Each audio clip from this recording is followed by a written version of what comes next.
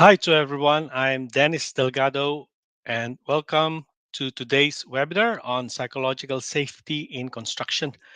I am a Doctor of Business Administration candidate from Athabasca University, and to complete my degree, I'm doing research to help small construction companies improve their health and safety performance to prevent work-related injury and disease. Today's presentation we'll have two main parts. The first part will be about we're going to talk about the state of psychological safety in construction industry, and the second part is I'm going to introduce you to one of the tools that can help improve psychological safety in construction, and it is called dynamic risk assessment of psychological risk, or DRA for psychological risk. Okay, what is the state of psychological safety in construction industry? Recently, in the construction industry, psychological safety has become an increasing focus of concern and action in recent years.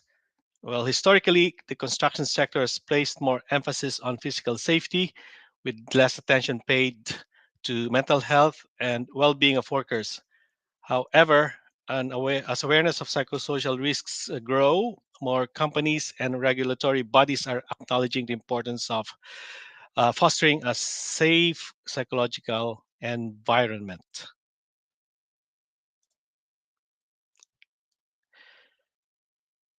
What are the key factors impacting psychological safety in construction? The first one is high stress environment. We all know that construction is one of the most stressful industries due to long working hours, tight deadlines, physically demanding tasks, and often dangerous working conditions. These factors contribute to significant mental health challenges for workers, including stress, anxiety, and burnt out.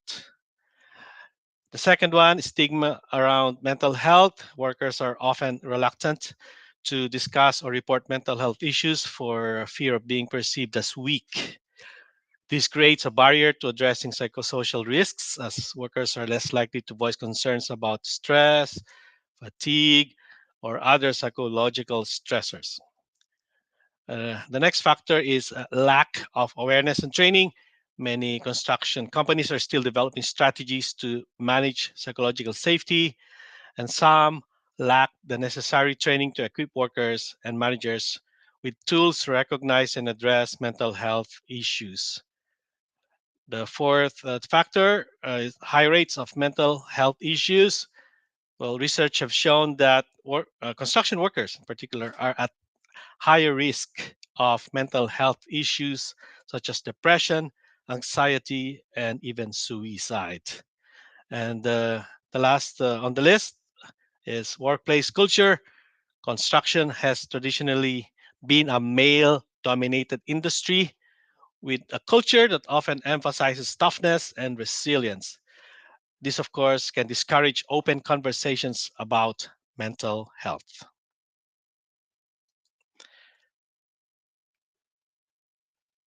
What are the recent progress and initiatives in the construction industry? The first one is increased focus on mental health. Many construction companies and industry bodies are now recognizing the need for change and are developing resources and training programs aimed at promoting mental health and well-being, such as this free webinar being offered to construction companies. Second one is regulatory guidelines and standards, such as ISO 45003, which focuses on managing psychosocial risks in the workplace, including in construction. The third one, mental health support program. Uh, some construction companies are now introducing employee assistance programs. What else? Peer support networks, even on-site mental health counselors. And there are initiatives like mental health first aid training that they offer now. Next is workplace cultural shift. There is a growing push toward changing the traditional macho culture in construction to one that values psychological safety and mental well being and promote a no blame culture. And the last one on the list, research and awareness campaigns. There's increased research into psychosocial risks in the construction industry. This help raise awareness about the severity of the issue, such as suicide prevention campaigns in the industry.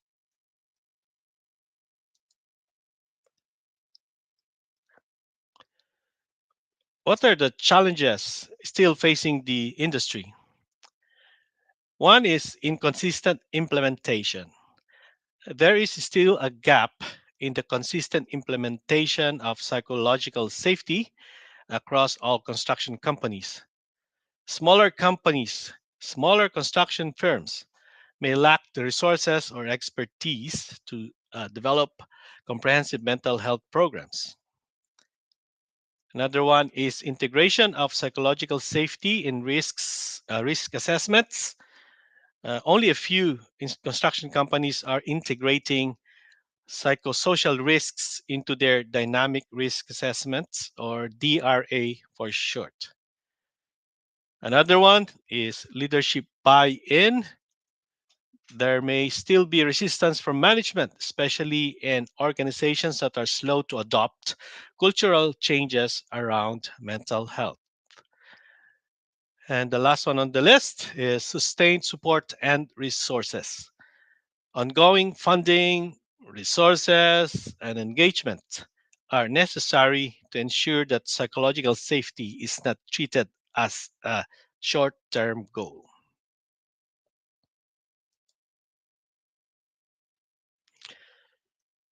What is the path forward? Well, there could be greater integration of psychological safety into health and safety protocols. To improve the state of psychological safety, construction companies must incorporate psychosocial risk management into their broader occupational safety and health frameworks. Next is training and education. There could be more comprehensive training to help workers recognize and manage mental health risks. Additionally, leaders must be trained in creating open, supportive environments. Another one is technological solutions. Some organizations are exploring the use of technology, such as mobile apps or real time monitoring tools, to help track and manage workers' mental health on site, allowing for more immediate interventions when psychological risks are detected. And the last one, of course, there's ongoing research and awareness campaigns. The construction industry must continue to build on current momentum by investing in more research and awareness campaigns that highlight the importance of psychological safety, not just physical safety.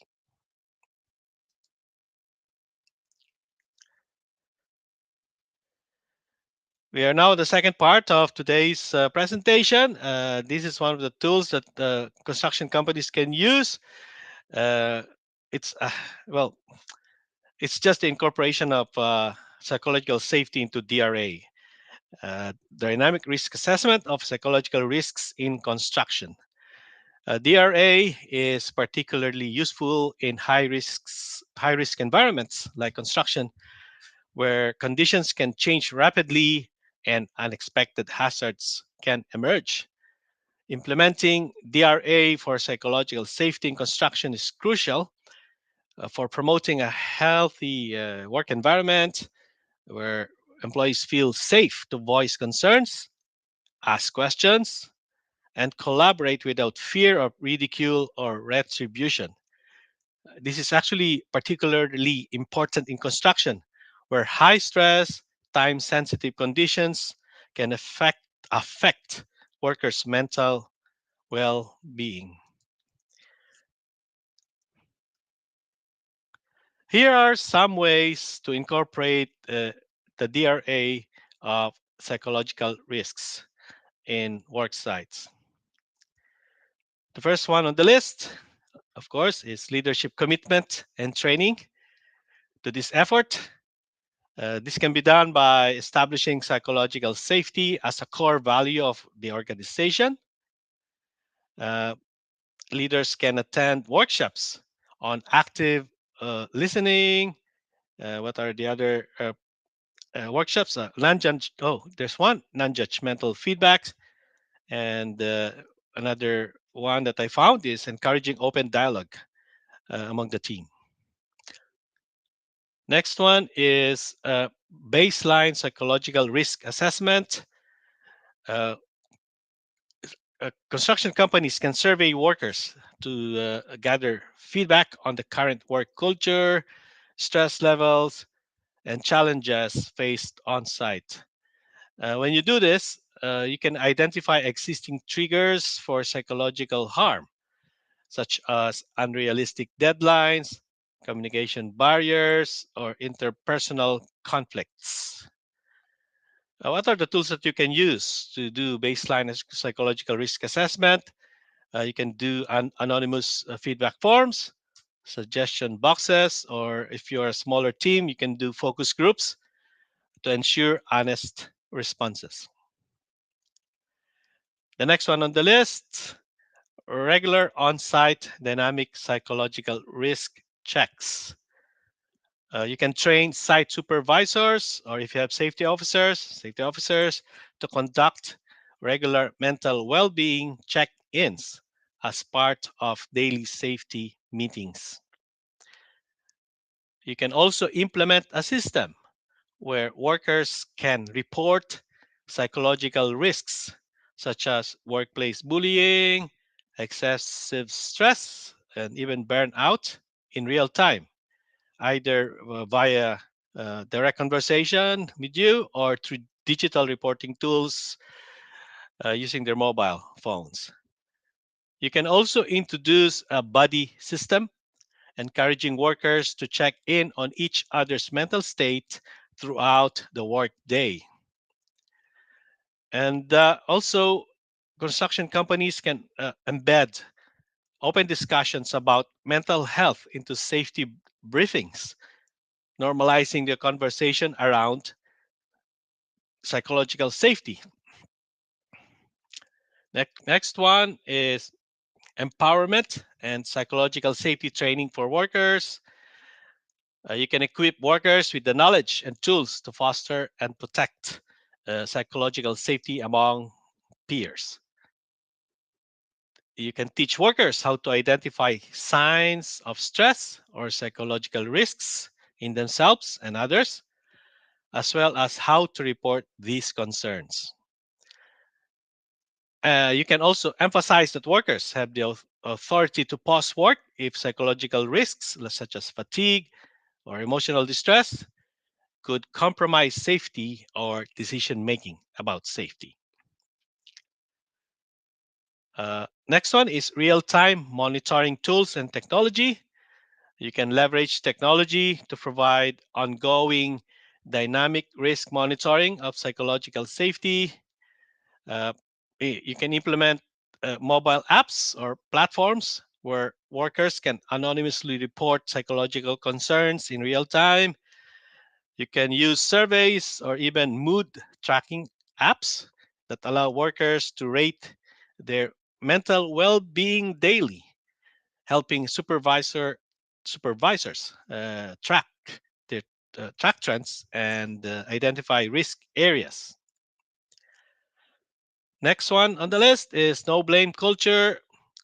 Regularly communicate the company's no blame policy and reinforce the message that raising concerns will not lead to negative consequences.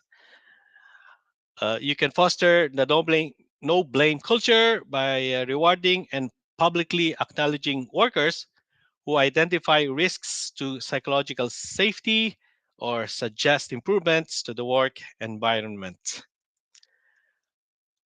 You can also ensure to promote the no blame culture that mistakes or incidents are used as opportunities for collective learning, not for individual punishment, encouraging open discussion in post incident reviews. Next one is support and well-being resources. You can provide tangible support to workers struggling with psychological safety issues. You can create support networks or employee assistant programs, or EAPs for short, for mental health issues. Next one is monitor, review, and improve. You need to continually monitor the effectiveness of DRA for psychological safety and adapt as needed. You can use feedback from workers and supervisors to review the effectiveness of psychological risk assessments, and interventions. Next one is uh, have crisis management protocols. You can develop emergency protocols for responding to critical psychological safety incidents such as breakdowns, severe stress, workplace harassment, and the like. Of course, you need to train supervisors and designated crisis managers on how to de escalate situations, provide support, and initiate recovery plans. And then you need to ensure that all workers know the procedures for handling emotional or mental health emergencies on site. Now, what are the expected outcomes of DRA of psychological risks? Uh, Research showed that doing this increases awareness of psychological safety on construction sites. Uh, it leads to a safer, more supported work environment, leading to higher morale and reduced stress. It promotes a proactive safety culture where mental well being is monitored and addressed alongside physical safety. And this leads to reduced turnover and absenteeism related to stress or burnout.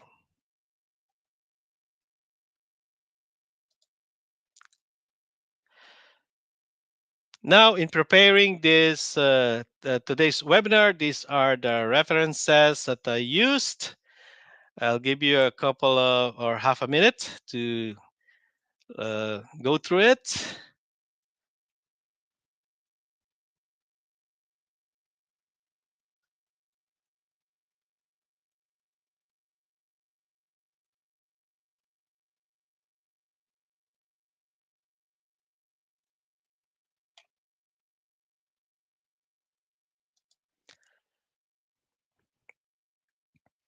And I mentioned from introduction that I am doing a project research to complete my doctoral degree, and my research is about managing health and safety in small construction companies.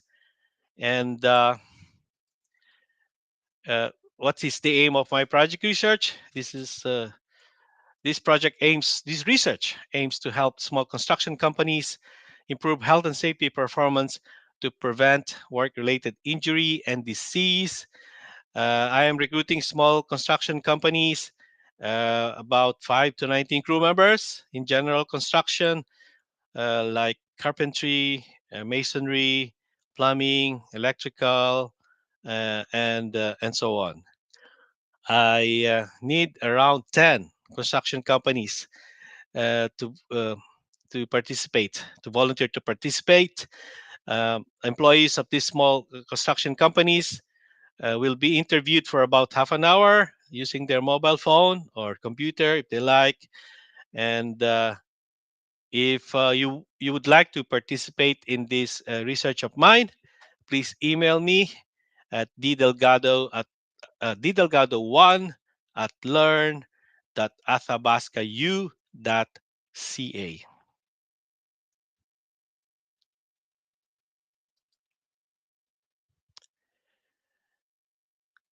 Thank you for listening. The floor is now open for questions.